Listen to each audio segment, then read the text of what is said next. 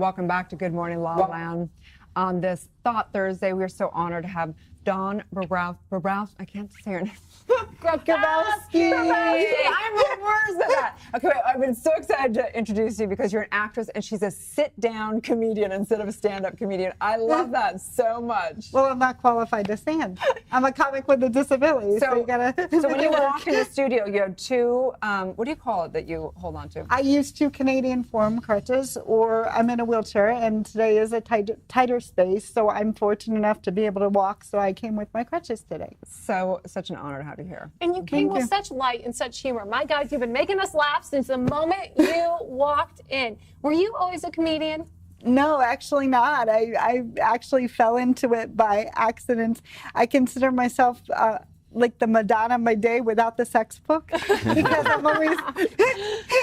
I'm always having to reinvent myself. I'm an actor first and foremost, and then I started writing in an effort to create paid work for myself, and then I took a comedy writing class, and from there I connected with the facilitator at the stand-up comedy clinic in Burbank, and Jerry Corley, and from there I started taking his class, and it's kind of been an evolution from there, depending on what creative endeavor I'm currently in. Tell us about your current creative endeavors. What are the fun projects you're working on right now? Well, I always dream big. So one of my big goals is to have a Netflix special. So Emmy season just ended. Most people know that the Emmys were Monday.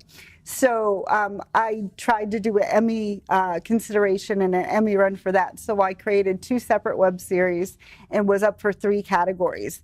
And unfortunately, I didn't get an Emmy nomination, but that consisted of creating 27 videos and going to 76 networking events and learning about Facebook and Twitter and Instagram, because I'm not as social media savvy as I would like to be, but I'm working on it. Wow. So my next goal is I would like to my next goal is to try to have a Netflix special, and obviously I would like to work more as an actor in mainstream projects.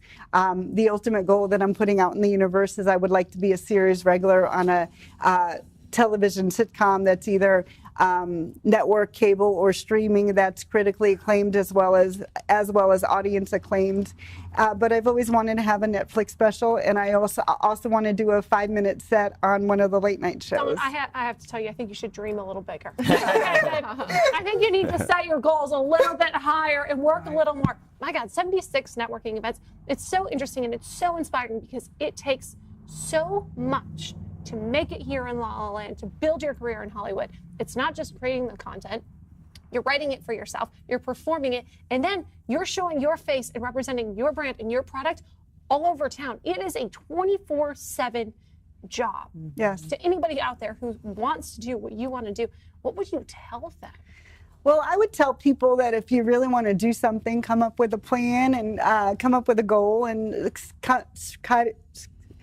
somewhat come up with some sort of concrete plan.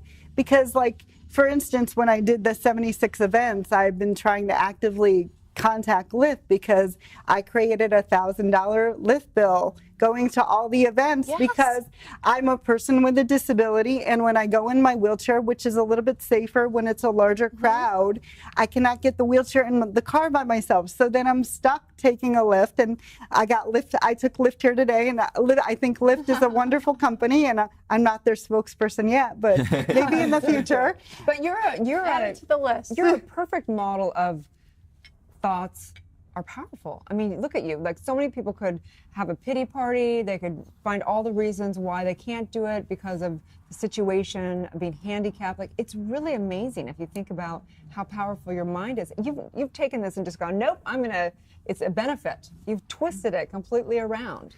Well, I think you have to. I mean, anyone that looks at my career or looks at my website and sees my projects, and they're like, well, how did you do a feature film? And I'm like, well, you sat down with the plain piece of paper and you came up with the story, and then when your friends were out going to the movies or going to the bar or doing something else, you were home writing it, and then from there you figured out a way to cast it, and then you did well, in my case, it was family, friends, and in-kind donation because it was several years ago that particular project was happening. But it's like you figure out a way because as far as we know, we only have one life. I mean, that could be debated in terms of spirituality and stuff. Sure. But you got to make the best of what you have.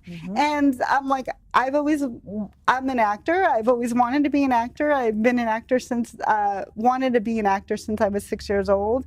Like, you have to, I'd rather try and possibly fail and be embarrassed than say, 20 years down the road when I'm on my deathbed or 30 years on the road or whenever it turns out to be, I can say, well, I wish I would have tried. Because you never know. You could be humiliated or you could be embarrassed or maybe it doesn't go exactly the way you want it to go, but at least you can say, I did it. How many people can say they actually did it or actually asked that person out or actually did that project or actually tried to make the effort? And even if you decide to change course later, you can say, well, I thought that's what I wanted, and now I know that that's maybe not exactly the way I want to go, but at least I investigated enough to know.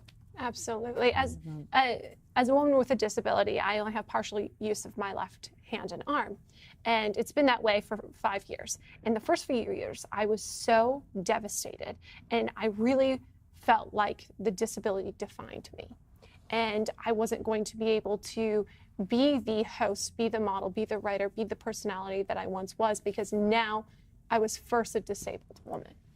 Who was going to love me? Who was going to insure me? Who was going to employ me as a disabled woman? So what you have done is so incredibly inspiring, because you are not labeling yourself like that at all. And my God, if you can do it, we can all do it together. So thank you for that. Well, thank you very much. Well, I think it also comes down to the world, and we need to get the advertisers to believe that just because I shouldn't be just sent out because it's a part with a disability. Right. I'm a sister, I'm a daughter, I'm hopefully a good friend.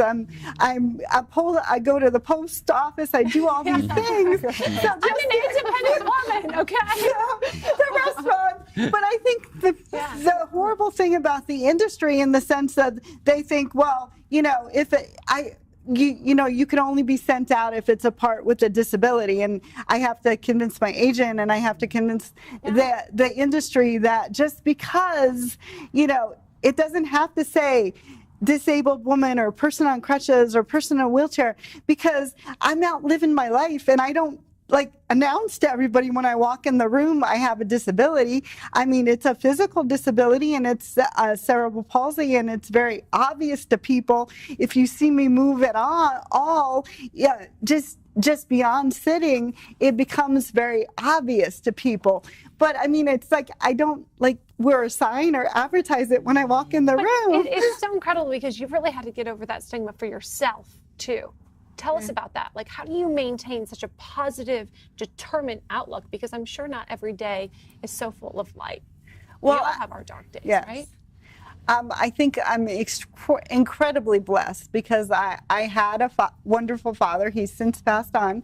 And I have an amazing mother. And I have wonderful East Coast friends. And we communicate on a regular basis. And although I don't have that many close friends in LA, you just try to gravitate towards people that kind of have your same vibration and kind of see where you're coming from. But it's a struggle. I'm not going to lie about it. It's I'm a very goal-oriented person. If you would ask me about my life, I would have said, oh, I should have been on 3 series by now, and I should have had 3 more relationships than I've had, or whatever. I'm not meeting my expectations. But it's just that sense of and I've gotten into the law of attraction, and I've heard you talk about that in the earlier segment. You really are what you think, and it's very easy to go down that rabbit hole and get really down in that rabbit hole. So it's you just have to continue to speak and continue to say, okay, how can I change this? What can I put this out in the universe? I put out in the universe last night before I went to sleep. Please, universe, angels, spirit guides, whatever you believe, help me get to the studio safely and help me arrive on time and help me hopefully be eloquent and have a lovely conversation with lovely people, and that's kind of where you have to go with You it. manifested that. Good job. Right? Absolutely. So powerful. What an incredible story. Such inspiration. Where can people find you?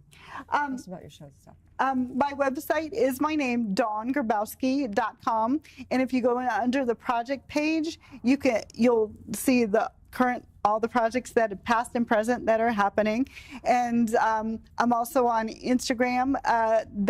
You reverse it. So for the dyslexic people in the world and the people that see things backwards, that's Grabowski Dawn. So you'll see it your normal way if you're a person that's dyslexic or transposed like I normally do.